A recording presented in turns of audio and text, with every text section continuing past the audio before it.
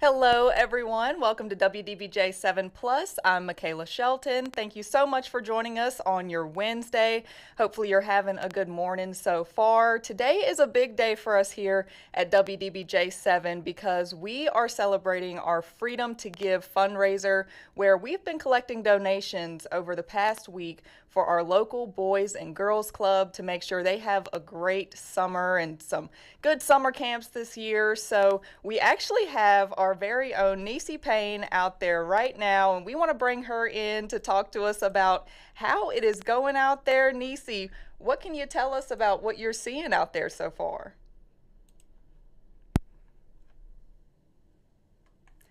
Let's see, one second. For some reason, it looks like you're muted. Oh, we got you now. Go ahead. Okay. We're going to Hey, figure it out. hey, it's all right. We're going to get through this. So, Yeah. Michaela, it's really been great. Okay. We are having a lot of fun out here. There's representatives from the Boys and Girls Clubs of Southwest Virginia. Also, Mhm. we have our friends here at Channel 7. They're here. Yes. Yeah, this has been so cool. Now, look, here's the thing, Michaela. I kind of got a bone to pick Okay. What's because going I've on? only seen one person. Only one person has Oh my goodness. rolled through the drive-through. And you know what, Michaela? That's just not acceptable, is it? Okay, because No. look, there's kids that they need to have a fantastic summer. Okay, and the Boys and Girls Clubs, they really do a fantastic job with the kids providing summer camp. They don't have Mhm. to pay for it. They want to make sure that they have some fun snacks.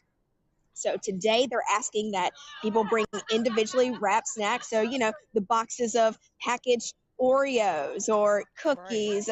Well, Oreos are cookies, but you know what I'm saying. Okay. Yeah. Yeah. Crackers, goldfish crackers, pretzels, anything like that. The little applesauce pouches, they're asking for those too as well. We actually Mhm. have a full list on WDBJ7.com, but they're also focusing on like the swim program for the camp. So they're asking for swim goggles, also spray sunscreen, the Yep, gotta bunch of have that. balloons that you can get. Mhm. Yes, right. The bunch of balloons. We are so excited about those because those are the balloons that you put the water in for a water balloon fight. Yes. Um, that was a fun thing growing up. They're asking for that. They also need band aids, some really important stuff here for the kids to have fun at summer camp. Only Yes. one person has rolled through. Now that person did have a trunk load of things that they dropped off. So I will say that is the good news, Michaela. But look, we're going to be out here until 6:30. Okay. So Yep. that means that there's ample time for people to come out. So I'm not losing hope yet. Okay, everybody, look, there's people behind me here. Look at all Hey these y'all. people behind me. Okay, Hello. look, Yes. come on. They are Right. having a fantastic time. Like I'm saying, the energy is great here. People are so excited, smiles all around. It's a fun Yeah. time out here at Freedom First. Now, all we need, Michaela, is for people to just roll on through. Okay. I need Yes. like a Yes. whole continuous line of people. Okay. Mhm. Nonstop rolling through. That's what we need right now. Right. Well, y'all hear it. If you're watching right now, go on out there. It looks beautiful out there. It sounds like I need to get together with the team here in the building, maybe make some signs or something and go out there and wave them around and say, "Hey, stop in and donate." But I have faith that it's going to pick up throughout the day because, we'll Yes. promote it in our shows all day at the noon, the 3, and this is going on like you said until 6:30. So, it's just too early right Yes. now. People got to people have to wake up. Right? So, Michaela, I got to tell you this. So, earlier I talked to the Senior Vice President of Community Development for Freedom First, right? Uh-huh. And he told me that last year, 15,000 snacks were dropped off. Oh my Okay. goodness. So look, Wow. if they were able to do that last year, I say let's double it. Okay. Let's Yeah. make that a fantastic goal for today to be able to do that. Look, I walked up a little bit in the parking lot to get our friends here at Channel 7. They're here. They're Look, I'm supporting the gonna cause. They're bring having it. a There you great go. time today. Yeah. Yes. So look, that's right. They're out here. They're having a good time. They are here to take your donation. So that's how it's going to go. So literally, When you pull into the Freedom First parking lot, Michaela, you're going to drive on through. There's tents all around here, so people will be able to find their way. Now, I told you earlier, it's cold. It's actually pretty Yes. cold out here. I know. I It's see your windy. coat on. Oh. Okay, look, my hair's looking crazy. I Oh, you can't look get it great. right. I'm like, you know, I'm Yeah. trying to keep myself together, Michaela. It's windy, it's cold, but guess what? The sun is out, which means Yes. the driving conditions are great. And because it is a drive-through, Michaela, don't you have to get out of the car. You can stay nice and warm. Right. They will Yes. get the donations out of your car for you, and you can Perfect. be on your way. So really, it's a great setup that they have out here today. Yeah, sounds perfect. It's a win-win. I have absolutely loved seeing each day in the hallway the donations growing day by day, the boxes Yes. of gummies, snacks, everything that they could need. It's just been so, it just feels good, to see that we're giving Right? back and helping. And it's an Yes. easy thing to do, like on your lunch break, when you get off of work, if you just Yeah. have a minute to swing by the store and get a little something. Mm-hmm. Everyone's little donation actually becomes a big thing, Michaela. And if we think about it, growing up as a kid, summer camp is important, especially for Yeah. these kids. Let's think about the kids that Boys and Girls Clubs of Southwest Virginia serves, right? Mm-hmm. A lot of them don't get many opportunities, right? A lot of them are just looking for a really good outlet. They're looking to have fun, to be mentored, to get positive interactions. Mm-hmm. And so just think about this. Today you're dropping off that box of goldfish crackers or those cookies or the bunch of balloons or the sunscreen or the swim goggles. And you Uh-huh. have to think about that kid that's about to have a fantastic summer. That kid Right. that's going to be sitting next to someone they've never met before. They're Mm-hmm. getting new friends, they're playing, and they're having a fantastic time. And so, really, when y'all come here today and drop off the stuff, think about that. Think about that kid's smile, that child's laugh, Mm-hmm. and the good times that they're about to have this summer. Yes. I mean, the memories they're going to make are priceless in themselves. Yes. And it's so much better than Yes. being inside on your phone and just get out and be a kid. I mean, you cannot Yes. beat that. So I actually have a list here. We've got a picture of, everything we're needing. Like you said, goldfish, pretzels, granola bars, applesauce, and even the gear like the swim goggles, the sunscreen, band-aids, everything you could think of that you might need, if you're going outside and going to a summer camp. So that again is there, and this is going on all day today until 6:30 at the Freedom First headquarters. Nisi, thank you so much for joining us and talking about this. I hope you stay warm and that this goes as good as possible for you. Oh, for sure. Yeah, we are excited to be out here, Michaela. It's going to be a fun time. I cannot wait to see all the people who come out. Yes, same here. And we will be out there all day. I think Kate Capadano is going to be heading out too soon That's here. right. So, yes, y'all stay with us and see how it goes and help out if you can. All All right. right. Thank you so Well, much, Michaela. thanks, Nisi. All right, y'all, don't go anywhere. We will be right back after this with a look at your local headlines and your top stories for your Wednesday. Stay with us.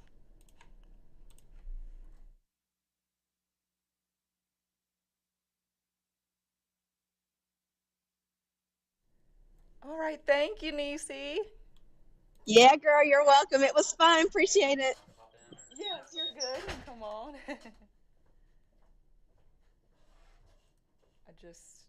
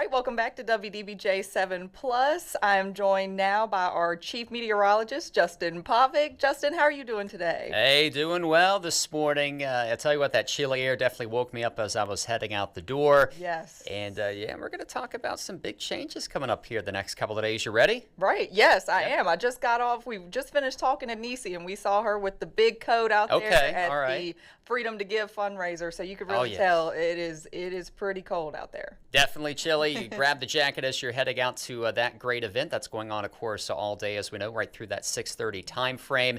Temperatures at that point, right about 6:30 or so, should be warming up into the upper 50s for most spots. So still a little cool for today, but it will be offset by at least that sunshine.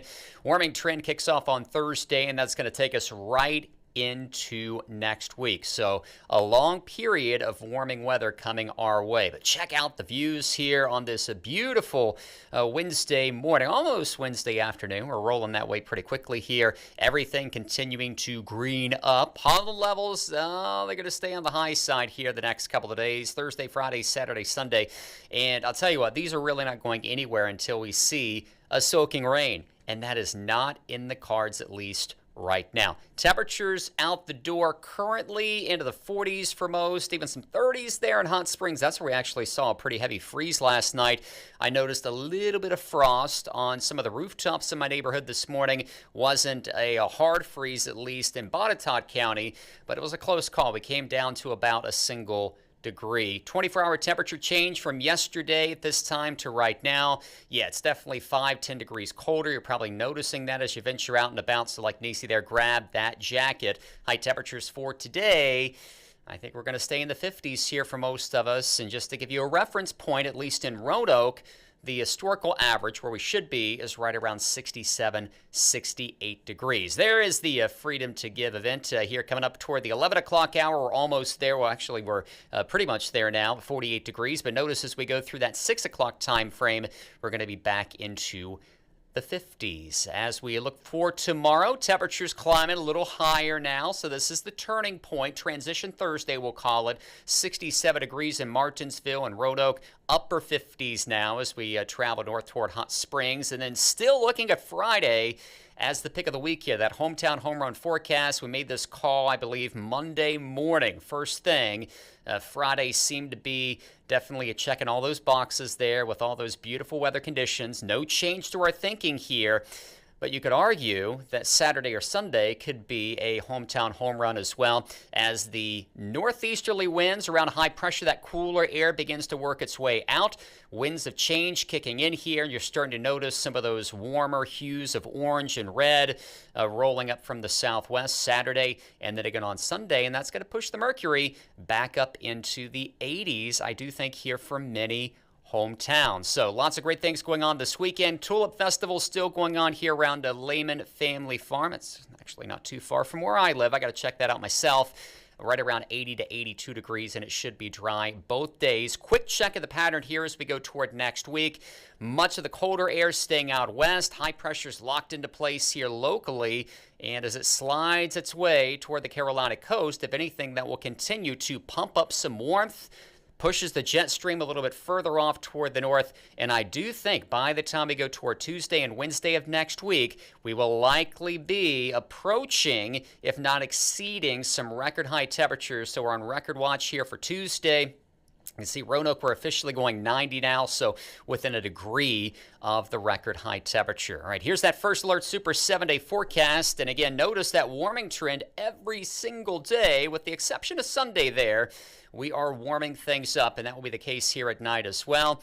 Michaela, we're talking 30s and 40s the next couple of nights, and then we'll be back in that comfort zone Friday, Saturday, and Sunday. And also, just be mindful. Again, I know the weather's very, very nice, but of course we have that statewide burn ban going until 4 o'clock. Floyd County, again, that's continuous here, no burning at all. And with these dry conditions, it will make, again, fire conditions here overly high as we go through the next week or so. Right. Yeah, and I know right around this time is when people do like to, get out, have a fire pit going, but just make sure to monitor, your local news, your information, just to know when it's safe to do so. Exactly. Be aware of those surroundings, and safety's key there. Yes, absolutely. Okay, I'm looking forward to Friday. I'm just counting down to the weekend. That is beautiful. I mean, it's not terrible today. It's really not. But no, it's not bad at all. Yeah. It's nice to see that sunshine out there. And I'll tell you what, in April, when we typically see around 3.5, 4 inches of rain, to go 8 or 9 days with sunshine, that's a rarity. So definitely a gift here. I know. Who knows what we'll get next week? Because they say April showers bring May flowers. It might be April downpours. We'll see. Yeah. Yeah. Who knows? But overall, picture perfect week. Thank you so much, Justin. You bet. All right, y'all, don't go anywhere. When we come back, we will take a look at your top local headlines for today. And then coming up later in the show, we'll have an interview with Restoration Housing about their big event this evening where they're celebrating turning an old church into new apartments for seniors. Stay with us.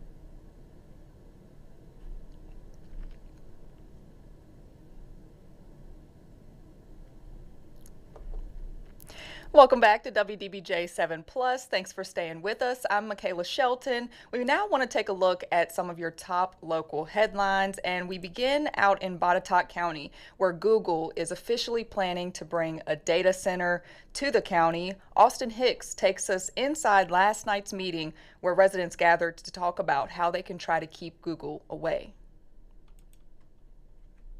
The Commonwealth has more than 600 data centers, and Google recently announced its intentions of building one in Botetourt County, a move many are not happy with. We need to really focus on that it's right beside an elementary school, it's beside our parks and recs fields. There are health issues that go right hand in hand with this, up to considering cancer, respiratory issues. dizziness, the EMFs that will impact the noise pollution. The center has been under a microscope since the county announced it was coming in 2025.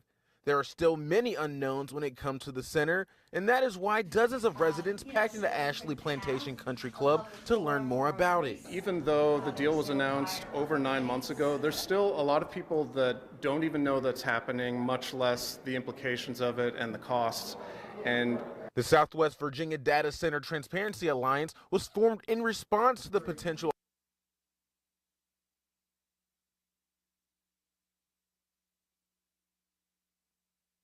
arrival of Google and other data centers in the region. They organized the meeting and want people to reach out to the board to find ways to keep Google from coming to the county. They need to make their concerns known to the Board of Supervisors. They need to contact the Army Corps of Engineers and state their concerns. The group also went over several options to combat the center. One option, filing a petition to recall members of the Board of Supervisors. This could lead to the removal of board members, but the petition would need specific and valid reasons for that to happen. it's one of many options that we're looking at. I think that legally, nothing is necessarily off the table. It's just a matter of, is it the right strategy? Do we have grounds for it? The Alliance is encouraging people to come to the next Board of Supervisors meeting April 28th to share their thoughts on the center. In Botetourt County, Austin Hicks, WDBJ 7. And staying in Botetourt County, work to fix power lines could impact your commute. Here's a look at the intersection that will be impacted. Traffic is moving now, but earlier cones blocked all the lanes of Alt 220 between Lee Highway and Gateway Crossing. That road is expected to be closed again for 1 to 2 days as Appalachian Power works to repair the line. So you should probably plan for alternate routes and expect delays in the area. Now over in Henry County, a man is dead after a multi-day police hunt. It comes as the sheriff says he was shot and killed yesterday by a SWAT team member. Investigators say Christopher Thomas Shepard was wanted on multiple warrants for a violent assault involving rape, strangulation, abduction, and the use of a firearm. Deputies say he fled into the woods surrounding a trailer park where they confirmed he remained in a heavily wooded area spanning hundreds of acres where he hid out for days. Authorities say the search continued around the clock. And at around 9:40 yesterday morning, a sighting was reported, and just over an hour later, deputies encountered Shepard in the woods. Sheriff Wayne Davis says Shepard was armed and pulled a weapon. At that point, so did a SWAT team member, and both Shepard and the deputy discharged their firearms nearly simultaneously. Shepard was pronounced dead at the scene despite life-saving efforts. And several well-known medical organizations have put out new guidelines on how to care for patients at risk of cardiovascular disease. Amir Massenberg has more on why these recommendations are needed and what it means for patients. For the first time since 2018, the guidelines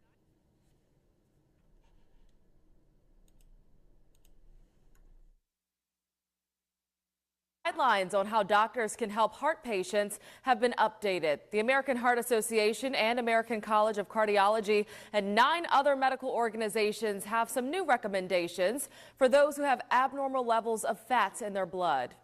Dyslipidemia. It's an unhealthy balance of lipids or fats in the bloodstream and a huge risk factor for cardiovascular diseases.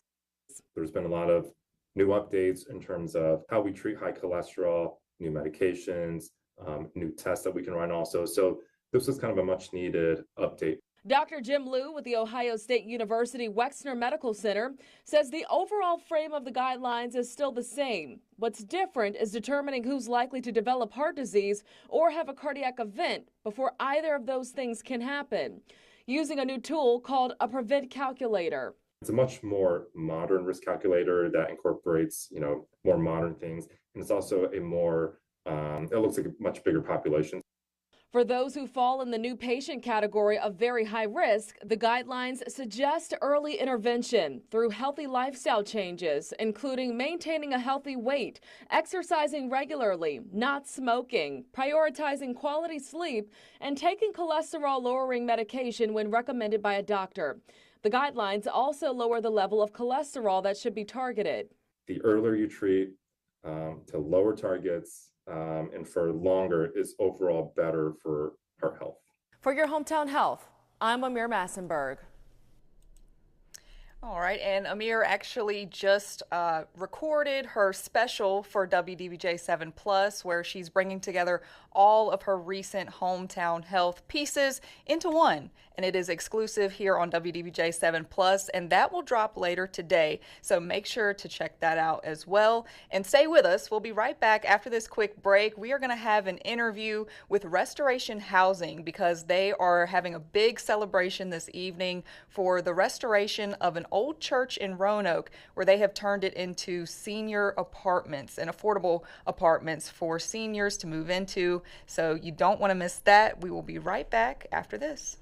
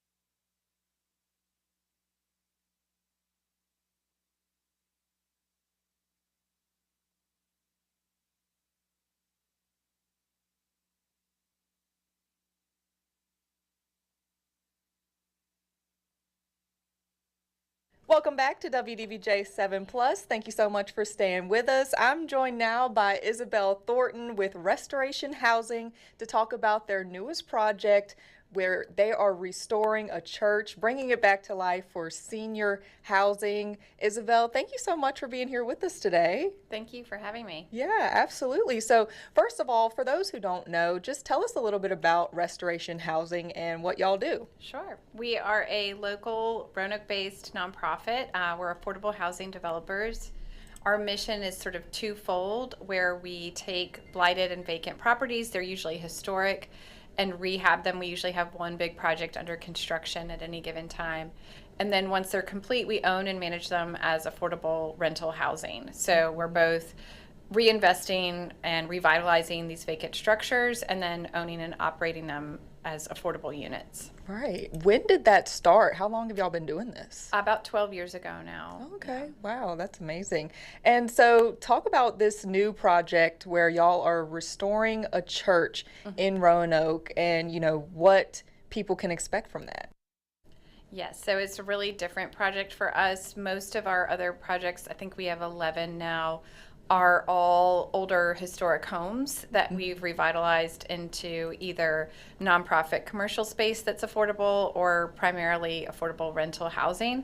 And they're these, pretty moderately sized homes in our historic neighborhoods. But Trinity Commons is very different. It's the former annex of Trinity United Methodist Church, which is in Old Southwest Roanoke. And it's 15 units of elderly affordable housing. We just got our CO last week. And it's, obviously bigger in that it's 15 units, but it's also very different because it's a church. It's a historic structure, and for us that sort of still fits in line with our mission. But primarily we've worked in houses before, and this church was in great shape. It just needed an entirely new use. So we adapted the annex into housing, and we preserved the worship hall exactly as it is, and plan to lease that back to the church that sold it to us. That's now Green Memorial United Methodist, and the annex now has a new use, but the worship hall is kind of back to what it was before. So in a way, it's sort of this really helpful full circle that it's come. Right. Yeah, no, I love that. I love the idea of repurposing something instead of, building something from scratch. I'm sure that helps to really save money as well when you're doing something like this. Yeah, I think adaptive reuse like this is a great way to save money and development. And I think there's a strong need for older churches like this to come up with creative solutions for their larger space that maybe is getting not really used to its maximum, need anymore. And I think, there's a really strong need for more housing and more affordable housing. So it's a great, compromise to bring those two things together. Yes, that's exactly what I was about to ask you next is the need. What kind of need are you seeing for affordable housing and especially senior housing as well? Yeah, so Roanoke does have a strong need for general affordable housing for all age demographics. And, there's one of the best indicators is the number of people on the wait list at the Housing Authority for housing assistance is over 4,000 people long. So that's primarily families. We know that the homeless numbers have gone up quite a bit in Roanoke over the years. So there's just clearly such a need for affordable housing. It's the best solution to issues like homelessness. And primarily with elderly individuals, we've seen data. I think when we started this project in 2023, and we had 2022 data at the time that showed 176% increase in elderly homelessness. Wow. That had increased over the course of 5 years, I believe. So it was just the kind of data that we responded to because the need is growing so much dramatically in Roanoke, but also across the country. Right. Yes, we're definitely seeing that. It's sad, but it's great to see projects and initiatives like this to try to help with that issue. Thank you. Yeah. Yeah. So talk about the event that y'all are having to, celebrate Trinity Commons. So we have a ribbon cutting for all of our projects when they finish construction, and we just finished. We're excited to celebrate, but this project being bigger and having a lot more community partners, we wanted to make it a little more special. So I'll get my advancement manager, Mary Beth Mills, to share a little bit more about it. Yeah. Hello, Mary Beth. Thank you so much for joining us and being able to talk a little bit about the event. So yeah, what can you tell us about what's going to be taking place today with the celebration this evening? Yeah, we're super excited about it. Starts this late afternoon at 4:30. We're really looking at it as kind of a housewarming where we can celebrate the completion of this project and welcome the community to see this transformed space. So like I said, it starts at 4:30. We'll start with the ribbon cutting and the ceremonial kind of aspect, and then we'll welcome everyone into the space to tour the units. And then we'll showcase a documentary film called No Place to Grow Old. It's produced by Portland-based nonprofit called Humans for Housing. And it's just a really great way to kind of share the story behind this project. And then we'll talk about the need here locally, and we'll have kind of a community conversation with Isabel, and then also a colleague of ours, Brian Burnett, that works for Council of Community Services. So just a really celebratory event. Like I said, the community is welcome. It's free. We do ask for pre-registration just so we kind of have an idea of how many people are attending. And that's at restorationhousing.org/Trinity Unveiled. Okay, perfect. And yeah, I'll put a screenshot of that right in here for people to take a look at as well. And so when are these rooms going to be available for people to rent and move into? They are ready now. We have half the units already. We have tenants ready to go that are signed up and eligible. Oh, nice. We are waiting on a couple things that just have to be cleared in compliance with one of our funders before they can move in, but any day now. So it's really exciting timing. That's all kind of coming together at the same time. Right. That's awesome. Well, cool. Thank y'all so much for joining us to talk about this. Again, all that information will be over on that website for you. Again, thank y'all so much for joining us. We really appreciate you being here. And for those watching, don't go anywhere. We'll be right back with more WDBJ 7 Plus after this. Thank you.